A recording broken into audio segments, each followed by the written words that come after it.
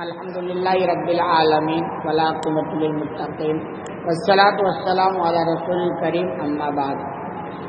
باب فضل غسل یوم الجمعۃ وهل علی الصبی شہود یوم الجمعۃ او علی النساء. باب اس بیان میں ہے کہ جمعہ کے دن نہانے کی فضیلت اور اس بارے میں بچوں اور عورتوں پر جمعہ کی نماز کے لیے آنا فرض یا نہیں. کہنا یہ چاہتے ہیں امام بخاری الرحمٰن نے جو بات کا کہنا چاہا وہ یہ کہ جمعہ کے دن اگر آدمی کوئی نہائے تو اس کی کیا فضیلت ہے.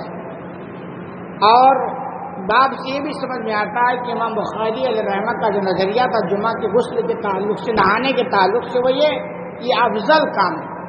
یعنی ان کے نزدیک بھی یہ واجب نہیں ہے لیکن افضل، حالانکہ اس میں تھوڑا اختلاف بھی ہے. اور اسی طرح عورتیں اور بچوں کا جمعہ کے دن آنا نماز کے لیے فرض ہے یا نہیں ہے، اس کے بارے میں چنانچہ حدیث ہے عن عبداللہ ابن عمر رضی اللہ عنہما ان رسول اللہ صلی اللہ علیہ وسلم قال اذا جاءتكم الجمعۃ فليغتسل. عبداللہ ابن عمر رضی اللہ تعالیٰ عنہما سے روایت ہے کہ اللہ کے رسول صلی اللہ علیہ وسلم نے فرمایا کہ جب تم میں سے کوئی جمعہ کی نماز کے لیے آئے تو چاہیے کہ وہ غسل کرے. یعنی یہ کہ اللہ کے رسول صلی اللہ علیہ وسلم کی رہنمائی ہے کہ اس کو غسل کر کے آنا چاہیے. یہ غلط فہمی جو عام طور پر پایا جاتا ہے، لوگ غسل کا ایک الگ ہی مفہوم سمجھتے ہیں، حالانکہ غسل کا معنی ہوتا ہے نہانا. اب وہ نہانے کا الگ الگ طریقہ ہے، کوئی ناپاکی کی وجہ سے نہاتا ہے، کوئی اور کسی وجہ سے، لیکن نہانے کا الگ طریقہ. لیکن غسل کے معنی لفظی طور پر نہانا ہوتا ہے. لوگ غسل سمجھتے ہیں کہ غسل کا مطلب کہ آدمی ناپاکی کی وجہ سے جو نہاتا ہے نا، ایک طریقے سے اس کو غسل کہا جاتا ہے. ایسا کچھ نہیں ہے، غسل کے معنی نہانا ہی ہوتا ہے. اب آدمی نہانے کا الگ الگ طریقہ وہ ایک الگ میٹر ہے. تو اللہ کے رسول صلی اللہ علیہ وسلم کی جو رہنمائی ہے کہ آدمی کو جمعہ کے دن اگر نماز کے لیے آتا ہے تو اس کو غسل کرنا ہی چاہیے. یعنی اگرچہ واجب نہ کہا جائے لیکن بعض اہل علم کا نظریہ کہ واجب کے قریب ہے، یعنی افضل تو ہی ہے. اور الحمدللہ نبی کریم صلی اللہ علیہ وسلم کی رہنمائی کا نتیجہ ہے کہ تقریباً اکثر مسلمان جمعہ کے دن نہائی لے، الا ماشاءاللہ ایسا مسلمان جو اپنے آپ کو مسلمان ہونا جرم سمجھتا ہو وہ نہ نہاتا ہو. یعنی وہ مسلمان اس لیے ہے کہ وہ سمجھ رہا ہے کہ میں غلط جگہ پیدا ہو گیا ہوں. ورنہ جتنے مسلمان تقریباً وہ نہا ہی لیتے ہیں، اللہ یہ کہ مطلب وہ کہ وہ اپنے آپ کو مسلمان ہونا بد نصیبی سمجھتے وہ نہ نہائے، ورنہ اکثر ہی نہا لیتے ہیں. چنانچہ ایک دوسری حدیث ہے عن عبداللہ بن عمر رضی اللہ عنہما ان عمر بن الخطاب بینما هو قائم فی الخطبۃ یوم الجمعۃ اذا دخل رجل من المہاجرین الاولین من اصحاب النبی صلی اللہ علیہ وسلم.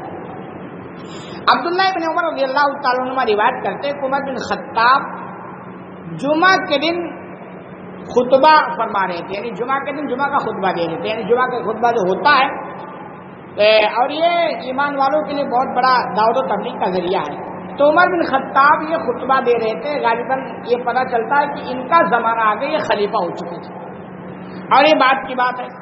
تو کہہ رہے ہیں یہ جمعہ کا خطبہ دے رہے تھے، جمعہ کے دن کی بات ہے کہ اچانک نبی کریم صلی اللہ علیہ وسلم کے اصحاب میں سے پہلے ہجرت کرنے والوں میں سے ایک صحابی مسجد میں داخل ہوئے. جیسے ہوتا وہاں تو کیا شاذ و نادر ہوتا تھا کہ خطبے کے دوران کوئی آیا ہو، ورنہ اکثر خطبہ شروع ہونے سے پہلے وہ پہنچ جاتے تھے، جبکہ ان کے ہاتھ میں نہ گھڑی ہوتی تھی نہ موبائل ہوتا تھا، لیکن وہ فکر رکھتے تھے. لیکن اس کے باوجود کبھی کبھی ان کی گاڑی پھنس جاتی تھی. وجہ کیا ہوتی تھی؟ ان کے ہاتھ میں گھڑی اور جیب میں موبائل نہیں ہوتا تھا، یعنی ٹائم کا ان کو نہیں پتہ چلتا تھا. وہ سورج وغیرہ کے ذریعے وہ ٹائم معلوم کرنا کرتے تھے اور کبھی اس میں گڑبڑی ہو جاتی تھی، نہیں کر پاتے تھے. تو اس وجہ سے کبھی کبھی وہ پھنس جاتے تھے. اور آج تو ماشاءاللہ سب کے پاس ٹائم ہے نا، تو غلط فہمی کی وجہ سے ان کے یہاں کبھی تاخیر ہو جایا کرتی تھی. اور ہمارے یہاں تاخیر کیا پلاننگ کے ساتھ ہوتی ہے کہ ہم تو گھڑی دیکھتے ہیں نا، کیا بس اب 5 منٹ باقی اب چلتے ہیں اور اس کے بعد کھانا پوری کر کے آتے ہیں. تو یہ بہت ہی مطلب غلط رویہ ہمارا ہے جمعہ کے ساتھ. جمعہ بہت ہی اہم دن ہے، بلکہ جمعہ کو ہفتے کا عید کہا گیا ہے. عید کے معنی ہوتا بار بار لوٹ کے آنا، چونکہ جمعہ بار بار لوٹ کے آتی ہے. اور خوشی بھی اس کا معنی ہوتا ہے. اور فطری طور پر ہر مسلمان کو جمعہ کے دن آنے سے خوشی ہوتی ہے اگر ایمان ہے. تو ایک صحابی اسی دوران داخل ہوئے کہ جمعہ کا خطبہ شروع تھا اور عمر بن خطاب رضی اللہ تعالیٰ جیسے جلیل القدر صحابہ خطاب فرما رہے تھے. فنادا عمر رضی اللہ تعالیٰ نے ان کو آواز دی, یعنی جو دوران خطبہ آیا نا صحابی تھے ان کو عمر بن خطاب نے آواز دی. کیا کہا؟ ایو ساکن ھذا, یہ کون سا ٹائم ہے, یعنی یہ کون سا ٹائم ہے جمعہ کے دن آنے کا؟ خطبہ شروع ہو گئے اب تم آ رہے ہو, یعنی ایسا. تو ایک بات میں یہ سمجھ میں آتا ہے کہ ایک خطیب جو خطبہ دے رہا ہو اس کو یہ پورا اختیار ہے کہ کسی کو بھی مخاطب کر کے ایسے ڈال سکتا ہے اور سوال کر سکتا ہے, لیکن جو خطبہ سننے والے ہیں سامعین مصلیان, ان کو آپس میں ایک دوسرے سے بات چیت کرنے کی بالکل اجازت نہیں. ان کو تو بس سننے کا کام ہے اور سونے کا بھی نہیں کام ہے. لوگ آ کے سوتے ہیں نا, سونا نہیں, صرف سننے کا کام ہے. تو ایک بات یہ سمجھ میں آتی ہے. اور حقیقت میں بھی اس لیے جمعہ کے دن کبھی کبھی بولا کرتا ہوں یار ہمارے حالات بڑے خراب ہیں. اب چونکہ وہاں تو کبھی کبھی کسی کے ساتھ ایسا ہوتا تھا نا تو اس کو ایک کو بلا کر کے اور مخاطب کر کے سمجھا دیتے تھے کہ ایسا نہیں کرنا چاہیے. ہمارے یہاں تو 70-80% لوگوں کا معاملہ ہے کہ خطبہ شروع ہونے کے بعد ہی آتے ہیں, کس کو نام دے کر بلایا جائے گا اور سمجھایا جائے گا. تو مطلب کہنا پڑتا ہے کہ اللہ کے بندو یہ غلط کرتے ہو, جمعہ کے ساتھ تمہارا ایسا رویہ ٹوٹل غلط ہے, ایسا نہیں ہونا چاہیے. ایسا کرو گے اچھا اس کی وجہ بھی یہ وجہ ہی ہے نا کہ دل جیسا ہوتا ہے ویسی جگہ اس کو سکون ملتی ہے. تو یہ مسجد بڑی عظیم جگہ ہے نا, اور دل یہ عظیم رہے گا تب یہاں جا کے قرار اور سکون ملے گی. تو عمر بن خطاب نے ان کو پکارا اور کہا یہ کون سا ٹائم ہے آنے کا؟ انہوں نے جواب دیا قال انی شغلت فلم انقلب الی اہلی حتی سمعت التأذین. انہوں نے کہا کہ میں مشغول ہو گیا تھا, یعنی کسی کام میں بزی ہو گیا اور گھر پہنچا ہی تھا کہ میرے کانوں میں اذان کی آواز آ گئی, یعنی خطبے والی جو اذان ہوتی ہے وہ اذان آ گئی. اب وہ اذان آنے کا مطلب کہ خطبہ شروع ہو رہا ہے اور اس اذان سے پہلے ہم کو مسجد میں پہنچنا چاہیے, لیٹ ہو گیا.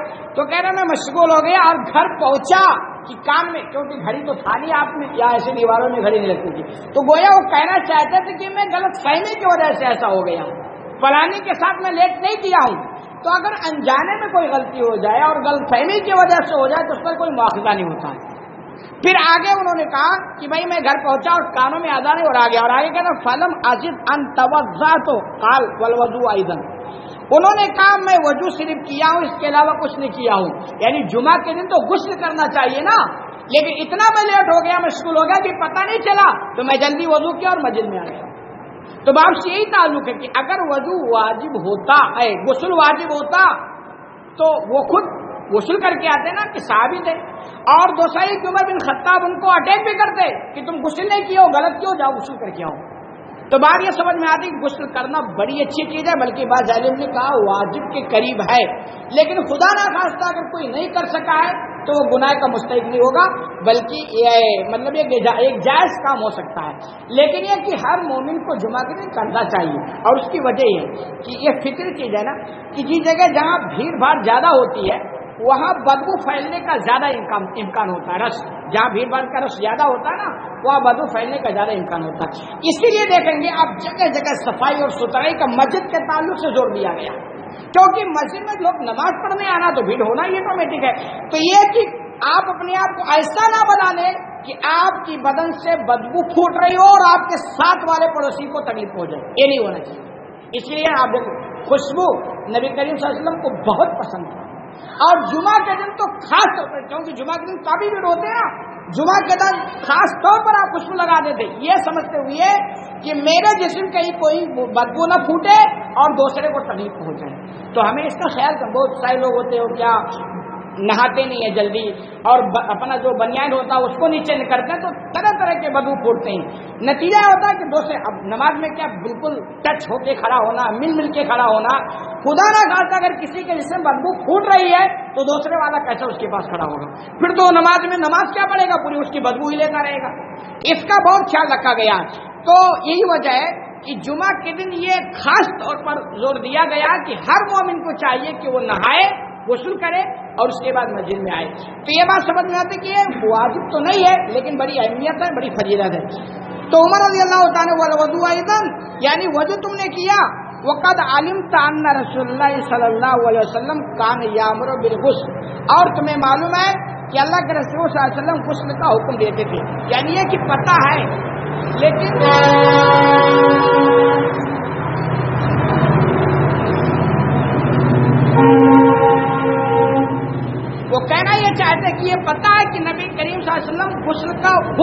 کرتے تھے اور مجھے بھی پتا ہے، لیکن اس کے باوجود نہ وہ کر کے آئے اور نہ انہوں نے حکم دیا. کیوں؟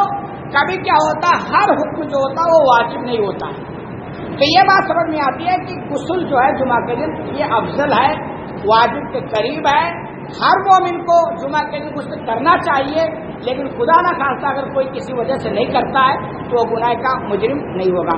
اللہ رب العالمین سے دعا ہے کہ العالمین تمہیں کہنے سننے سے زیادہ عمل کرنے کی توفیق عطا فرما.